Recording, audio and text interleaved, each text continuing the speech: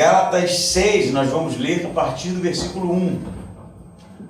Diz assim: Irmãos, se alguém for surpreendido em algum pecado, vós que sois espirituais, deveis restaurar esta pessoa com espírito de humildade, e cuida de ti mesmo, para que não sejais tentado também.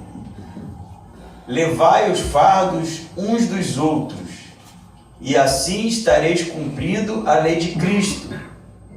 Pois se alguém pensa ser importante, não sendo nada, engana a si mesmo. Mas cada um avalie seu próprio procedimento, e então terá motivo para orgulho somente em si mesmo e não nos outros, porque cada um carregará o seu próprio fardo. Até o versículo 5. Mantenha sua Bíblia aberta, nós vamos lendo à medida em que formos expondo o texto.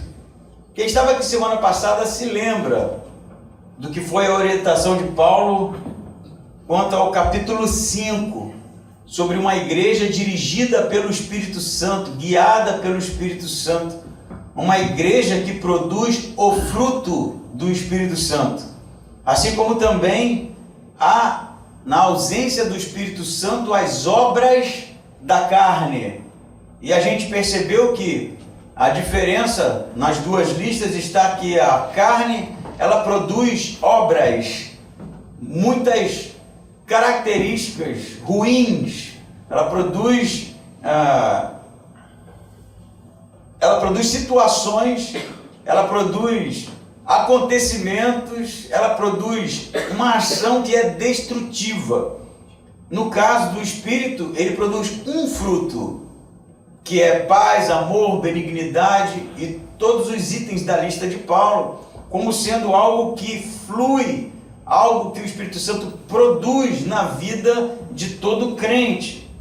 No capítulo 6 você vai ter um salto, que é comentado por todos os estudiosos como sendo, em alguns casos, a prática de tudo aquilo que Paulo expôs até agora. Mas não somente um guia ético de como conviver, não é, com os irmãos na fé, mas também os desdobramentos do que Paulo disse até agora. A gente sabe, recapitulando, que havia um problema clássico, não é, na igreja dos Gálatas, na Galácia, que era o fato dos judaizantes estarem impondo a lei, a circuncisão, guarda dos sábados, para que aqueles cristãos gentios se convertessem ao judaísmo, para que alcançassem a salvação, isso é, fizessem parte da família de Abraão. Tudo isso nós vimos até aqui. E então Paulo, no versículo 6, começa a tratar em alguns comentários algo que pode ter acontecido na igreja, né? Além do que nós já tratamos, algo específico que pode ter acontecido na igreja, ou algo que poderia acontecer na igreja por causa justamente dessa tentativa de se impor espiritualmente sobre os outros, né? Já que os que guardam a lei são mais espirituais do que os que não guardam, isso realmente poderia ser um risco na igreja ou nas igrejas da Galácia. Então, eu peço que você tenha bastante atenção no capítulo 6, porque embora a gente tenha lido somente 5 versículos, ele é muito mais profundo do que parece. E uma leitura superficial realmente fica longe do que Paulo está querendo dizer a essa igreja. Ele começa assim no versículo 6. Se alguém for surpreendido em algum pecado, não é? Vai ter provavelmente versões diferentes. Mas o que é, eu penso, comum em todas as versões é que o que está acontecendo no versículo 1 é uma queda. Alguém caiu em algum aspecto. A palavra pecado aqui é paraptoma, que significa pecado mesmo. Não é uma situação difícil ou uma provação, é um pecado. Alguém caiu em pecado. Pode ser que tenha caído em algum item da lista trazida por Paulo no capítulo 5. Não sabemos porque ele não é específico quanto a que tipo de queda, ou mesmo a quem caiu na igreja na Galácia ou na região da Galácia. O fato é que parece que houve uma queda e esse que caiu foi tratado de maneira inadequada segundo os ensinos do apóstolo. Portanto, ele vai dizer assim: se alguém for surpreendido em algum pecado, eu em casa, fiz o meu exercício de prática, é perguntar a Lidiane o que ela está entendendo do texto, O que você entende quando você lê aqui? E a Lidiane leu, e falou: alguém caiu aí, alguém pecou, Eu falei: tá, mas Paulo fala de ser surpreendido. Quem foi surpreendido no texto? Foi a igreja que foi surpreendida com a queda de alguém? Então alguém caiu, alguém que a igreja não esperava, caiu em pecado, e a igreja foi surpreendida por isso? É isso que Paulo está falando? Ou Paulo está falando que a pessoa que caiu foi surpreendida e caiu? E você pode pensar: essa segunda é bem estranha, como é que alguém vai ser surpreendido por um pecado? E realmente é esquisito. Pode ser que a pessoa fez algo, não percebeu que era pecado, e em um determinado momento alguém abriu os olhos dela. Não é isso necessariamente, mas eu fico com os estudiosos que dizem que o que provavelmente está acontecendo aqui, por conta de ser uma região gentílica, de cultura pagã, pode ser que alguém estava incorrendo em comportamento inadequado para a conduta cristã, porque é disso que Paulo tem falado todo o capítulo 5, e que essa pessoa precisa ter os olhos abertos para a conduta que ela está tendo. Então Paulo está não simplesmente criando uma hipótese caso alguém incorra, mas ele está, na verdade, dando uma ordem para a igreja, para aqueles crentes, para que eles se posicionassem no sentido de corrigir aquele que caiu e que não sabe ou não tem consciência de que a sua conduta é uma conduta inadequada para a igreja. Entenderam? Pode ser que, vamos supor, o cristão da Galácia lá estivesse participando de cultos pagãos ou pagões, e ele achasse que aquilo não tinha nada a ver, não tinha uma compreensão refinada de que aquilo não era o melhor a ser feito.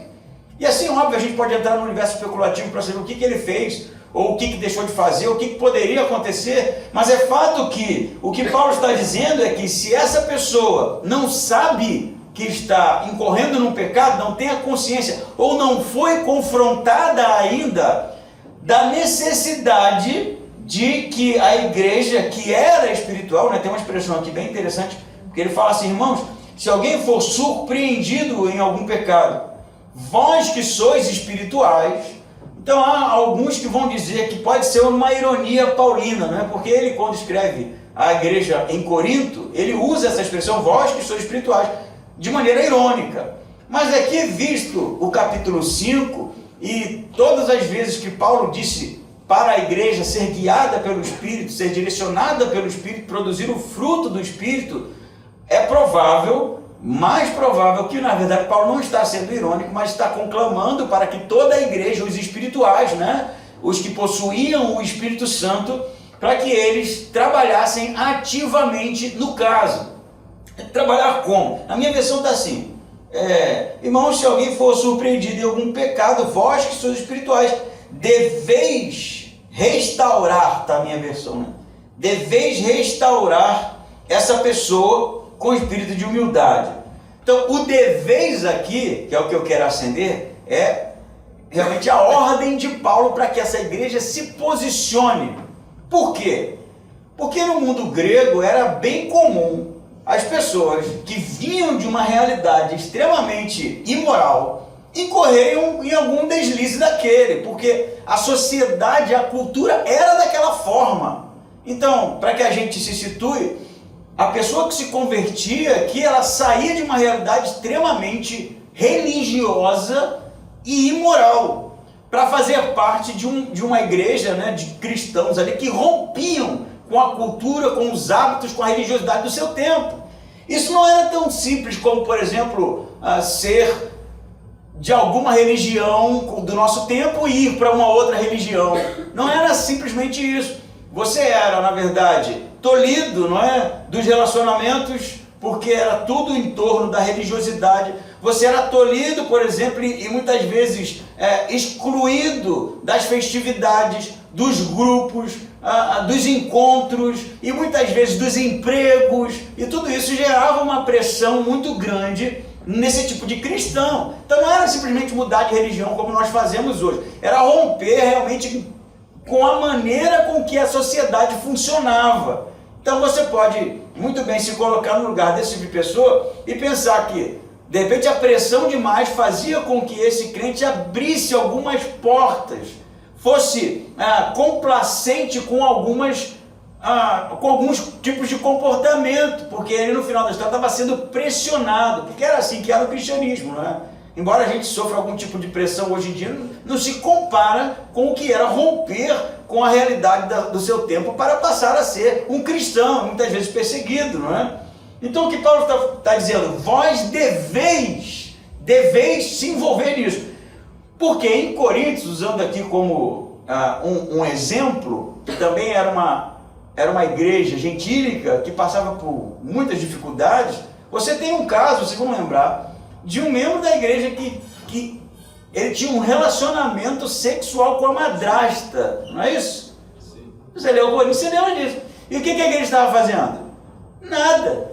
Eles conviviam como se aquilo fosse super normal. E aí Paulo vai chegar e vai chamar a atenção. Você pode estar pensando, como eles deixavam isso acontecer. Que igreja terrível. É porque as coisas eram realmente muito confusas, não é? E realmente a possibilidade de alguém correr, não numa conduta como essa, que é realmente uma extrapolação para nós, mas em outras instâncias sociais, relacionais, que poderia realmente levar a pessoa a se comportar de uma maneira que, segundo Paulo, que era um judeu, cristão judeu, inadequada e que necessitava de uma exortação. Todo mundo entendeu, né? Todo mundo entendeu. Vocês devem, essa é a ordem, né? Vocês devem se envolver. Por que devem? Porque havia a possibilidade da igreja ficar indiferente com a situação de pecado do outro. Só que eu já tenho um ponto, eu nem li o versículo todo, né? Já tenho um ponto, que é realmente o posicionamento da igreja mediante uma conduta inadequada, mediante um pecado. E um pecado aqui, gente, que fique claro, não é um pecado que a gente eventualmente desliza, como por exemplo, ficar com raiva do motoqueiro que te cortou pela direita, né? A gente sabe, eventualmente, isso acontece, a gente fica injuriado e a gente peca, né, por uma extrapolação. Não é esse tipo de coisa, era uma conduta mesmo pública que expunha a igreja. Fique claro, o que Paulo está falando aqui não é para que a igreja produzisse investigadores, não é? Para saber o que as pessoas estavam pensando, que tipo de pecado elas incorriam na sua particularidade, né? Esse não, esse aí cabia à pessoa e a Deus, né? Era um problema realmente de confissão para Deus, para arrependimento. Aqui é uma conduta pública que expunha a igreja, porque era uma conduta imoral, inaceitável. E aí Paulo vai dizer, vocês têm a obrigação, o dever de se envolver nisso e exortá-lo, não é? Interessante que a expressão aqui, ele fala, vós que sois espirituais, na minha versão, né? Deveis restaurar. A palavra no grego é catartizo, que significa colocar em ordem, como uma fila, não é? Colocar em fila, em ordem. Porque a pessoa estava com a vida bagunçada e estava expondo também a igreja. Por isso Paulo vai dizer, vocês que são espirituais, e aqui não é ironia, vocês que têm o Espírito Santo, vocês precisam se posicionar para que essa pessoa tenha a vida arrumada. E aí a gente pensa, fazendo um salto aqui para o nosso tempo, será que existe hoje um tipo de conduta que ele é tolerante para com os comportamentos que são inaceitáveis do ponto de vista cristão? Será que as igrejas funcionam assim?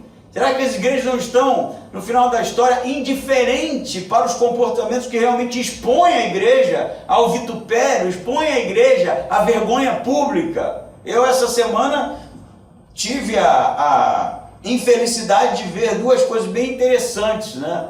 Interessantes para o meu sermão, mas de repente não interessante para o cristianismo.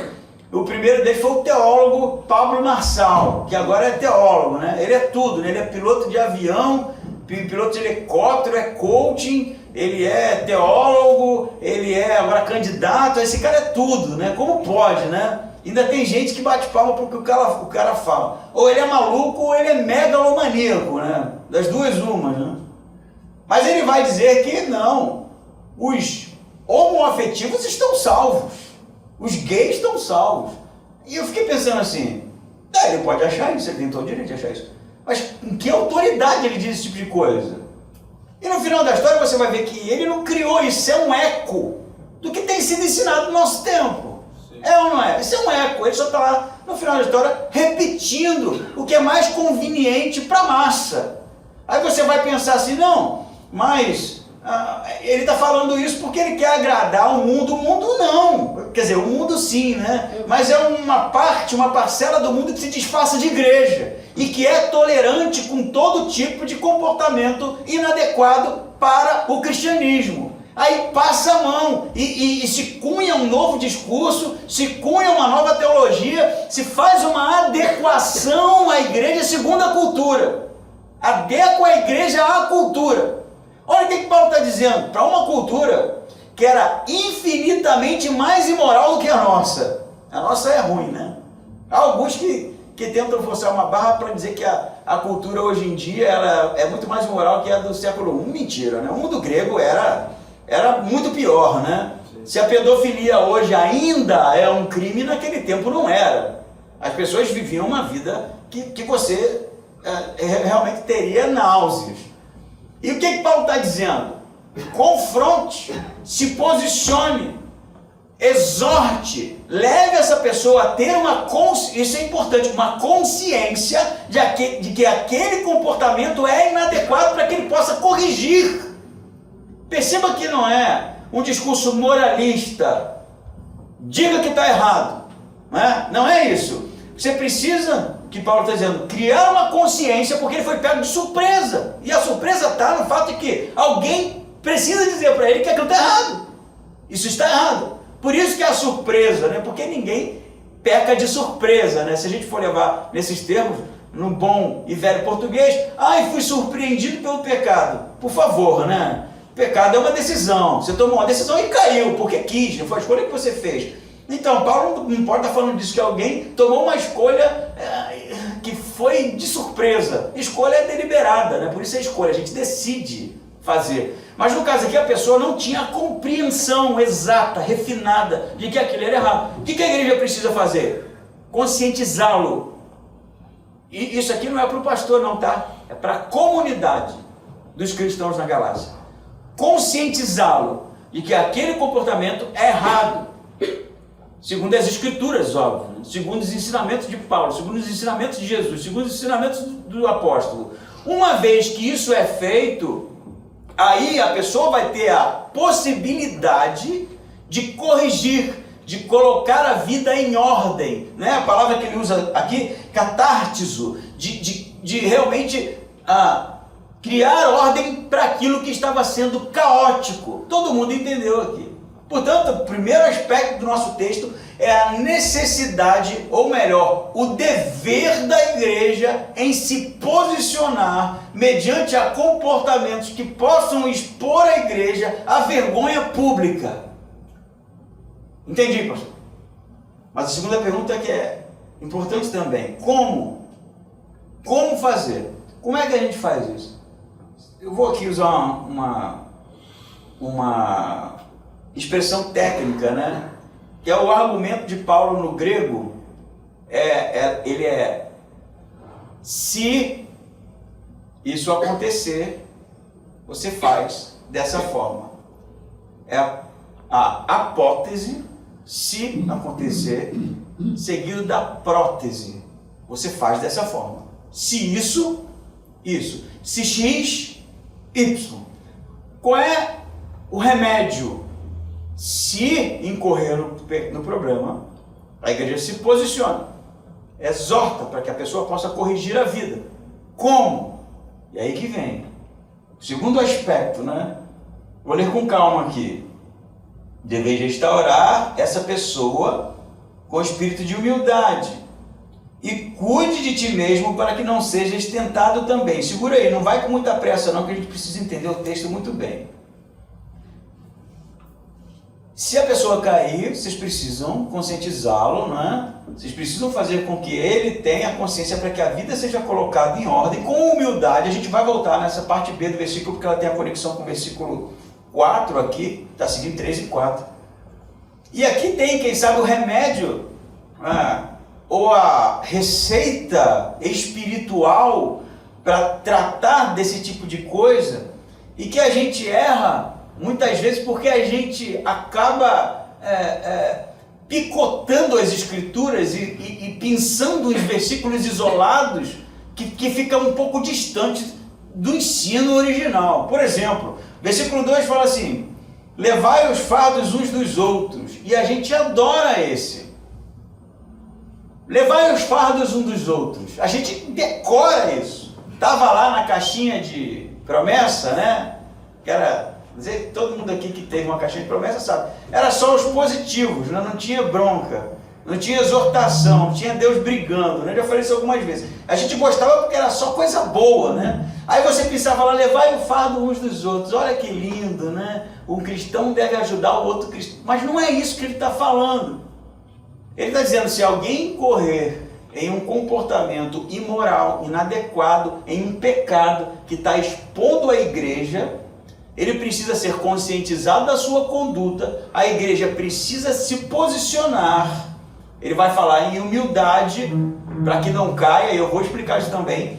Aí ele diz, como? Levando o fardo uns dos outros. O fardo aqui é a queda do cara. Entendeu? O fardo é a queda. A pessoa caiu, está em pecado, ok. E isso gera naquele que cai uma pressão, um fardo, um peso, uma carga, que pode fazer com que ela se levante e volte a comungar da fé, como pode fazer que ela se afaste. Correto? O pecado faz isso. Ele pode ser seguido de transformação, arrependimento e transformação, como ele pode ser seguido de um esfriamento e afastamento. Então o que Paulo está dizendo? Já que a igreja já sabe, vocês que são espirituais, vocês precisam se posicionar, precisam levar ele realmente a se conscientizar do pecado para que a sua vida seja organizada. Como? Carregando o fardo. E carregar o fardo é estar junto da pessoa. Se a pessoa caiu, o que eu faço? Eu conscientizo ela, eu levo ela a entender e caminho junto. E caminho junto, carregando o fardo. Isso que é carregar o fardo uns dos outros. Não é carregar o fardo de quem está 100% top, né? Sempre, com a vida 100% organizada. Que fardo que você está carregando no final da história? O fardo aqui é uma coisa pesada, né? A palavra no grego aqui é baré. Na verdade deveria ser traduzido como carga. Não é um fardo, porque um fardo era pesado, mas não era uma carga, né? Porque uma carga é esmagadora, uma carga é pesadíssima, a pessoa sozinha não carrega, né? Então você vai ter se alguém cair, ou pode ter caído, ou poderia vir a cair, a igreja deveria se posicionar, mas ajudá-lo realmente na restauração, para que ele fosse realmente colocado em uma condição apta para congregar, para comungar, para andar junto. Amém? Amém. É isso. Qual é o problema? Primeiro, indiferença. Esse a gente já falou, né? A indiferença. Não, tá tudo bem. Cada um vai dar conta de si, né? E aí a gente não se envolve com o problema de ninguém. A gente não tem necessidade de ficar criando problema pra gente também, né? E deixa o cara se virar. Esse é um primeiro problema. O segundo problema é a gente ser legalista. Duro demais. Exagerar na sentença, exagerar no julgamento e colocar o outro numa condição de não restauração, mas de afastamento. Tão ruim quanto o primeiro. Por isso que Paulo vai fazer o contraste aqui. A gente precisa se posicionar para restaurar o outro, para que ele coloque a vida dele em ordem, mas em humildade, como ele diz, né? E a gente vai retomar isso, carregando o fardo. Carregando o fardo é andar junto, gente. É caminhar junto para a restauração, para a adequação, para que o outro esteja realmente apto, pronto, restaurado, comungando, caminhar junto. Ah, mas espera aí, pastor. Ah, mas a pessoa não quer saber. Bom, se não quer saber, aí o que você vai fazer? Você ora pelo menos, né? Se a pessoa não quer saber mesmo, ela está em pecado e não admite e não quer mudança, realmente não tem como fazer muita coisa, a não ser interceder. Mas se há realmente o desejo de mudança, se há um coração contrito, se há uma consciência de pecado, se há um arrependimento, a igreja deve participar ativamente para a restauração deste na fé. Isso é cristianismo. E aí, do mesmo jeito que a gente vê as pessoas sendo indiferentes para com o pecado, por outro lado, você vê um grupo de legalistas, que é muito rápido em apontar o pecado das pessoas, que é muito rápido em apontar o erro das pessoas, que é muito rápido em julgar as pessoas como inadequadas, como aqui colocaram um X para que as pessoas não sirvam mais, mas não levantam um dedo, vai dizer Jesus, para que o fardo fique leve, para que realmente haja uma condição de o outro tornar a se levantar e fazer parte da comunidade da fé. Isso é pecado gravíssimo, gravíssimo. Porque se a gente for olhar, a gente sabe disso, né? Jesus carregou o fardo, não é? Carregou a carga. É a mesma palavra, na verdade, usada para o pecado da humanidade colocado sobre Jesus naquela cruz. Por isso que ele vai dizer aqui, assim vocês cumprem a lei de Cristo, versículo 2 aqui, né? Levai os fardos uns dos outros e assim estareis cumprindo. Que lei de Cristo é essa? Na verdade não existe no Novo Testamento uma lei de Cristo, né? E Paulo usa lei aqui, agora sim ironia, porque ele tratou da lei, Gálatas inteiro, né? Da lei de Moisés, que os judaizantes queriam impor sobre a igreja da Galácia. E agora ele usa a lei de Cristo. Ele está usando uma ironia para dizer que a lei de Cristo é o amor, não é? Porque Jesus definiu assim todos os mandamentos: amar a Deus sobre todas as coisas e ao próximo como a ti mesmo. Por que ele se refere à lei de Cristo? Porque Cristo carregou o fardo. Ele olhou para nós e, mesmo sendo aquele que estava em amor, indo para a cruz, não é? Carregando os nossos pecados, as nossas culpas, ele não foi alguém indiferente, ele foi confrontador, ele disse onde estava o erro, ele criou uma consciência de pecado para que houvesse arrependimento e por fim carregou o fardo. Para quem? Para todo aquele que se arrepender dos seus pecados e recebê-lo como Senhor e Salvador. Essa é a lei de Cristo. Tem alguém em pecado nessa igreja? Não que eu saiba, né? Que esteja colocando a igreja vergonhosamente em vitupério na rua, na comunidade em que nós fazemos parte. Mas se houver, essa igreja tem a responsabilidade. E não é o pastor, não adianta vir no meu ouvido falar que fulaninho está fazendo isso e aquilo, não. Você tem responsabilidade, toda a igreja tem responsabilidade de trabalhar para que o outro seja restaurado. E a gente precisa aprender isso uma vez por todas, porque a gente tem muita mania de ouvir uma coisinha aqui e acolá e ficar passando adiante, no ouvidinho, sabe? Isso é pecado grave, porque se for verdade, você não está ajudando em nada. E se for mentira, muito pior é. A igreja precisa realmente ter uma consciência coletiva de que o pecado de um afeta a todo mundo. A cruz é isso. A cruz é isso. O pecado de um afeta todo mundo. Se alguém cai lá fora, a gente está caindo junto aqui, porque nós somos uma comunidade. E não tem o eu santo e o outro pecador. É uma comunidade, é uma coletividade, é um corpo. Se alguém está ferido, eu estou ferido.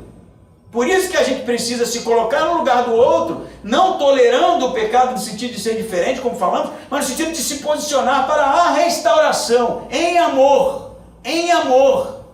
Por isso que é carregar o fardo. Pô, meu irmão, tu tá vacilando aqui, caramba, foi mal, mas vem comigo. A gente vai caminhar junto, a gente vai trabalhar na restauração, a gente vai realmente trabalhar para que você seja alguém que esteja de pé. Isso não é só uma questão moral não, porque a queda, apesar de gerar prejuízos para o corpo, gera um problema de autoestima na pessoa, gera um problema realmente de se sentir ouvido por Deus, gera um problema da pessoa realmente não conseguir mais se relacionar com Deus como se relaciona. O pecado faz isso com a vida da gente, afasta a gente de Deus. E o que ele precisa fazer? Amá-lo, no sentido de trazê-lo para perto, para que ele se sinta de novo amado por Deus. Amém? Olha, eu li, só li um versículo, hein? Você vê que eu li um pedacinho de 2 aqui, né? Se alguém estiver em pecado, recapitulando isso aqui, fique gravado, porque o meu maior medo é que a nossa igreja se torne um dia legalista, porque a gente tem tanto medo do liberalismo, que a gente pode pegar uma outra vertente e se transformar num bando de hipócrita religioso. Cara, por favor, é sobre esses que Jesus chamou de sepulcro caiado, que venho repetindo aqui, que lindo por fora e por dentro são podres, que nós nunca venhamos a ser esse tipo de igreja, que isso não é nem igreja, né? Esse tipo de religião, não é? Então Paulo vai dizer, recapitulando, para que a gente grave, se alguém incorrer no pecado, a igreja precisa conscientizá-lo, né? Conduzi-lo a uma restauração e carregar o fardo. E o fardo não é carregar o pecado do outro, né? O fardo é andar junto para que o outro seja restaurado por Deus através da igreja. E aí nós vamos estar cumprindo a lei de Cristo, que tomou os nossos fardos sobre si, para que nós alcançássemos, não pelo nosso esforço, mas pelo esforço de Jesus, pela morte e ressurreição de Cristo, a salvação. Aí olha só como vai ficar interessante, esse texto é muito interessante, né? Qual é o risco? É você começar a ler isso aqui isolados, como por exemplo, cada versículo em si mesmado, né? Carregar os fardos uns dos outros, ponto, acabou. Ah, beleza. Depois, pois se alguém pensa ser importante não sendo nada, engana a si mesmo. Aí pega só esse também, se alguém... Mas peraí, vamos pensar aqui. O texto precisa ter uma lógica, né? Tem um argumento aqui. Ele está conduzindo para algum lugar. Então quem é que pensa ser importante não sendo nada? Por que Paulo está falando isso? Que a igreja deve caminhar com aquele que caiu para a restauração. Entendemos que assim vai estar cumprindo a lei de Cristo. Porque se alguém pensa ser alguma coisa não sendo nada... Agora conecta com o versículo 1. Você vai ver que tem tudo a ver. Vou ler de novo. Irmão, se alguém for surpreendido em algum pecado, vós que sois espirituais deveis restaurar essa pessoa, agora, com um espírito de humildade. Né? Por quê? E cuida de ti mesmo para que não sejas tentado. E aí você faz uma leitura superficial, você acha que o ser tentado é você olhar para aquele que caiu com cuidado para que você não caia no mesmo tipo de pecado que ele. Não é isso? Numa leitura superficial parece isso, mas não é isso que Paulo está dizendo. O risco aqui que existe, olha isso, gente, como isso é importante.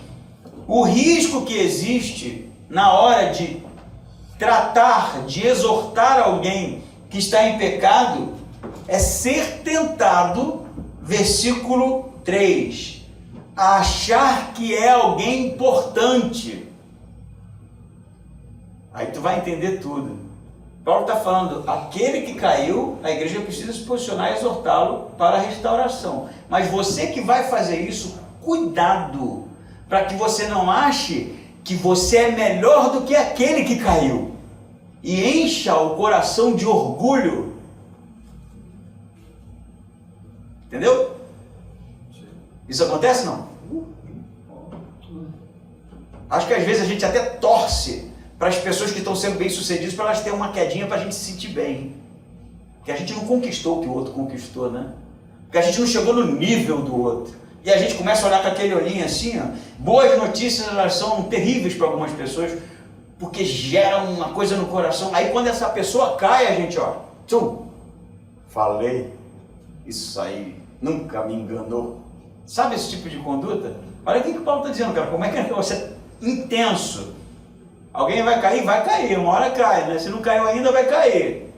A igreja precisa restaurar, precisa carregar o fardo, mas tome cuidado para não ser testado, é o tentado, aqui o peirazo, né? Testado, e você acabe se achando melhor do que o outro que caiu, e o seu coração se encha de orgulho. Por isso que ele fala, vai com, na minha versão, humildade, mansidão, tem algumas traduções, no versículo 1 e no versículo 13, porque alguém pensa ser alguma coisa, saiba que você não é nada. Você é tão pecador quanto ele. Então, como é que eu vou lidar com alguém que caiu? Eu vou lidar com alguém que caiu sabendo que eu sou tão pecador quanto ele, não sou melhor que ele. Aí o tratamento muda. Porque se eu começar a achar que porque eu não caí, eu sou superior, eu estou lascado, eu já pequei, se não de maneira até pior que aquele que caiu e se arrependeu, porque eu estou em si mesmado, eu acho que eu sou alguma coisa, eu acho que eu sou santo, eu acho que eu sou melhor, que no final da história Paulo vai dizer, engana-se a si mesmo. Então, existe o risco de queda para todo mundo. O ponto 1, entendi, pastor. Mas existe um outro risco que é pior ainda, é eu tentar crescer na queda dos outros. E quando o outro cai é que eu me acho santo, quando o outro cai é que eu me acho certo. Aí eu aproveito já para dar umas pisadas, né? Eu aproveito já para dar uma humilhada, para mostrar mesmo que ele é ruim, porque à medida que eu demonstro que o outro é pecador, eu fico bem na fita. Não era isso que os escribas e fariseus faziam? Com certeza. Eles oravam assim, gente. Eles oravam, Senhor, muito obrigado porque eu não sou gentio. Não é isso? Muito obrigado porque eu não sou como esses, né? Era uma oração extremamente hipócrita. E o que Paulo está falando para a igreja? Precisa ser tratado? Precisa. Mas vá com humildade, vá entendendo que você é tão pecador quanto outro, para que você não seja tentado a se achar melhor que ele porque ele caiu. Porque você não é nada. Não é isso que ele vai dizer? Pois se alguém pensa ser alguma coisa, em umas versões na minha, importante, não sendo nada, engana-se a si mesmo. Caramba, hein? O texto deu um salto, cara. Porque quando você passa o olho assim, né? Principalmente, a gente sabe que existem uns problemas de tradução, né?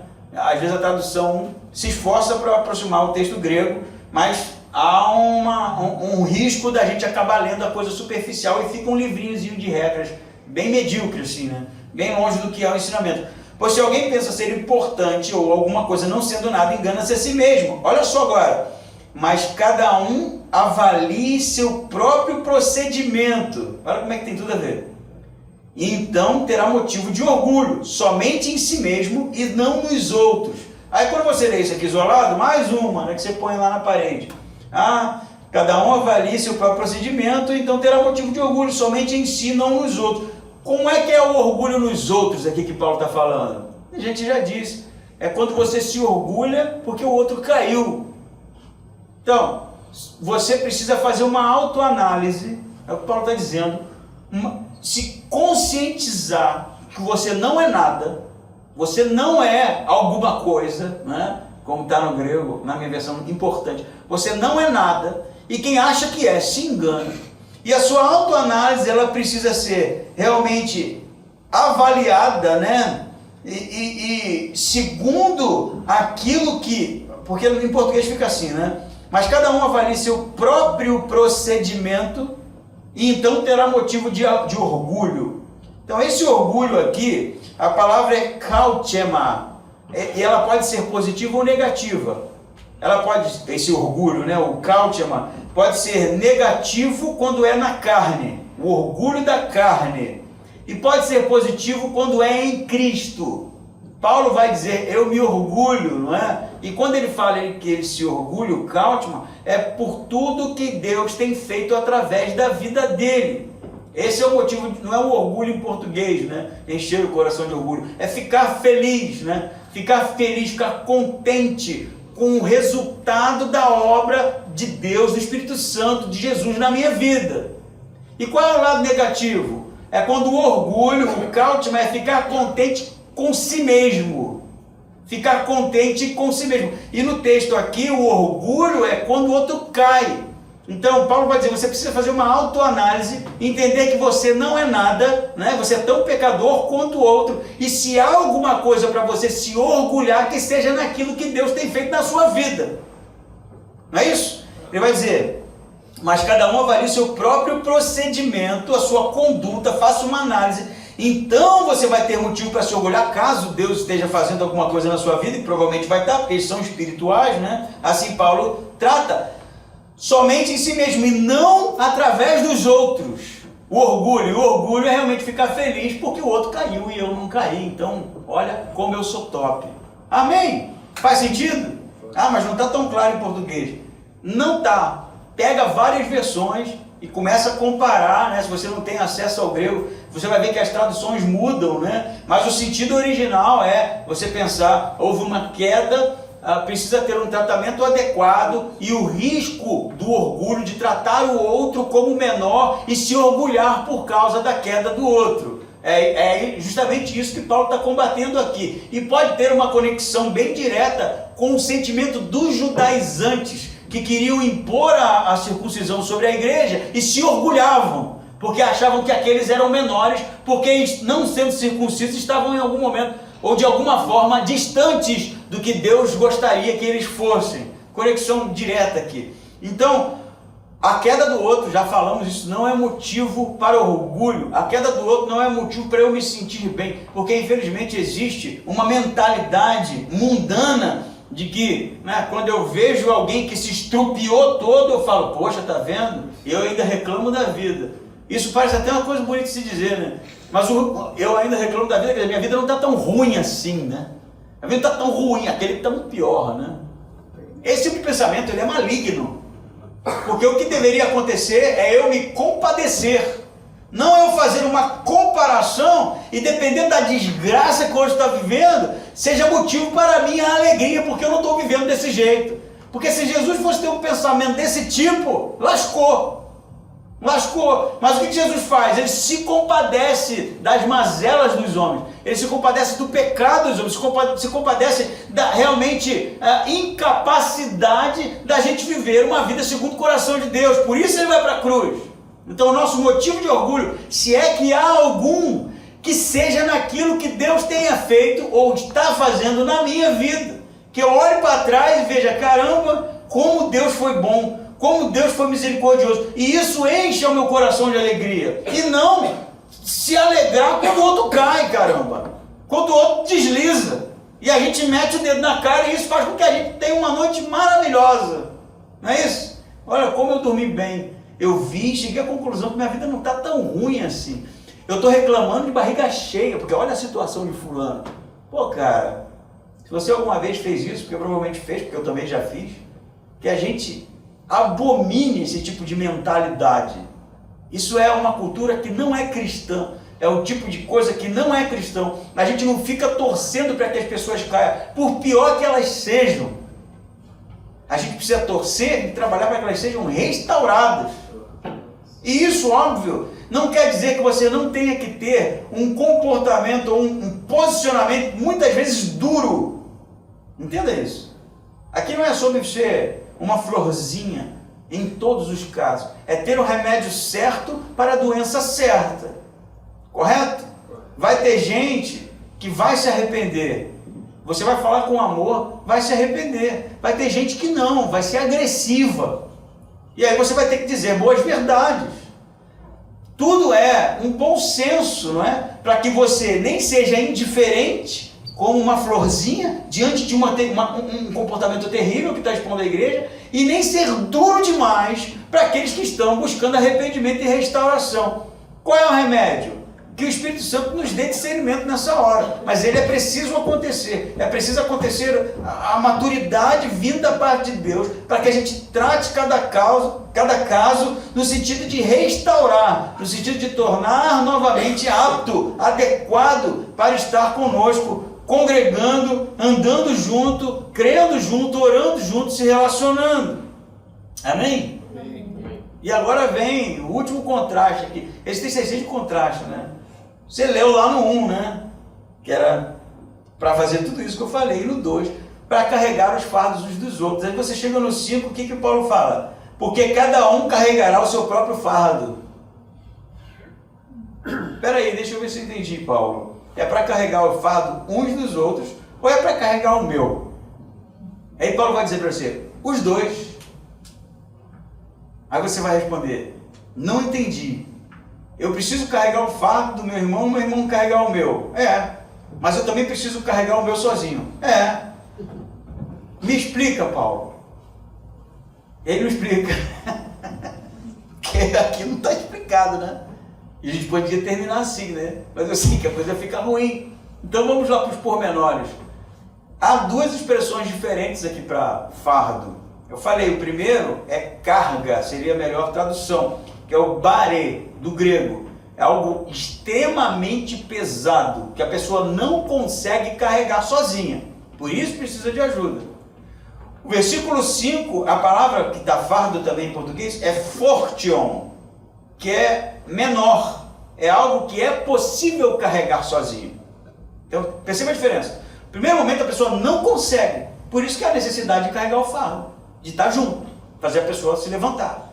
No segundo momento a pessoa consegue, porque esse fardo não é um fardo insuportável, é algo que pode ser carregado. O que Paulo está dizendo? Paulo está dizendo que, tudo bem, alguém caiu, a vida é difícil e a gente precisa carregar, mas não seja vítima. Olha isso agora. Não seja vítima, achando que as pessoas têm que fazer as coisas para você. O tempo inteiro, como se você fosse uma criança a vida inteira, sem responsabilidades espirituais. Porque cada um dará conta de si mesmo a Deus. E eu sei que a vida não é fácil para ninguém, mas você precisa se levantar a cabeça, assumir as suas responsabilidades e parar de se vitimizar. Porque da mesma forma que tem gente que é muito rápida para levantar o dedo e acusar os pecados das pessoas, tem outros que são vítimas de tudo. Saí da igreja porque o pastor não me visitou. Porque eu estava doente e ninguém ligou para mim, mas não disse para ninguém que estava doente. Porque eu estava sem dinheiro para pagar as contas e a igreja, mas também ninguém sabe, é ninja. Parece que fica esperando a situação ficar terrível, não fala para ninguém para depois sair acusando. Essa igreja não tem amor. Mas vai embora, porque também não ama. Porque se amasse, ficaria e tentaria mudar a realidade. Sabe esse tipo de discurso? Que é vítima de tudo, é típico de pessoas que não querem assumir a responsabilidade. Por isso está falando, a igreja precisa carregar os fardos uns dos outros, mas você saiba que você também precisa ser responsável pela sua conduta. E não ficar culpando os outros pelas mazelas que acontecem com você. Amém? Amém. Eu falei com a Lidiane. Eu falo com a Lidiane é minha ouvinte, né? Seja homem, eu falei para ela. Ela não entendeu, né? Eu falei, não é para você ser homem, amor. Mas é uma expressão que demonstra virilidade, né? Não virilidade no sentido de, pelo esforço próprio, né? Eu ser bom, esse tipo de coisa. É óbvio que a gente está falando da ação do Espírito Santo aqui, mas como cristãos, como pessoas que seguem a Jesus, como pessoas que possuem o Espírito Santo dentro de nós somos responsáveis e não vítimas do mundo. Nós somos salvos por Jesus, amados por Deus, donos de responsabilidades dentro do reino de Deus. Portanto, vamos levantar a cabeça e assumir os nossos compromissos. E não ser vítima do mundo, vítima de tudo. Tudo que acontece é um motivo para eu ficar falando, para eu ficar reclamando, largado no chão, culpando todo mundo. Menos se responsabilizar, menos assumir as responsabilidades. Isso é tão ruim quanto pecar. Na verdade, isso é pecado, né? Tiago fala, para que as vossas necessidades sejam conhecidas da igreja.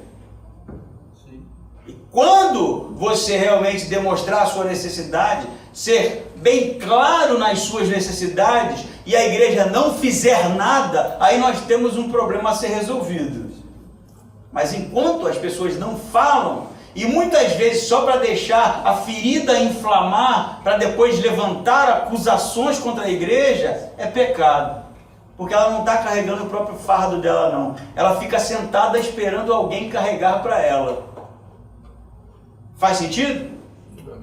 Faz sentido ou não faz?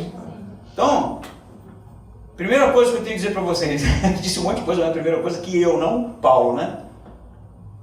a gente precisa ser amável no processo de restauração do outro. Nunca legalista, hipócrita e achar que o outro não serve. A gente precisa ser amável, precisa trabalhar para que o outro seja restaurado. Mas como? Em humildade. Por quê? Porque você pode ser tentado a se achar melhor que ele. E aí a sua queda vai ser muito pior.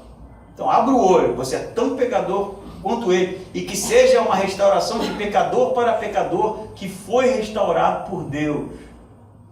Amém? Amém. Carregai o fardo uns dos outros. Mas carregai o vosso fardo. Seja responsável. Seja homem, não é? Assuma realmente que você é referência para as pessoas, que você é alguém que leva dentro de si o Espírito de Deus, que Deus te chamou para a restauração das pessoas e não seja vítima de tudo, que isso é pecado, e que as nossas necessidades sejam sabidas da igreja, e que não há problema nenhum em muitas vezes pedir ajuda.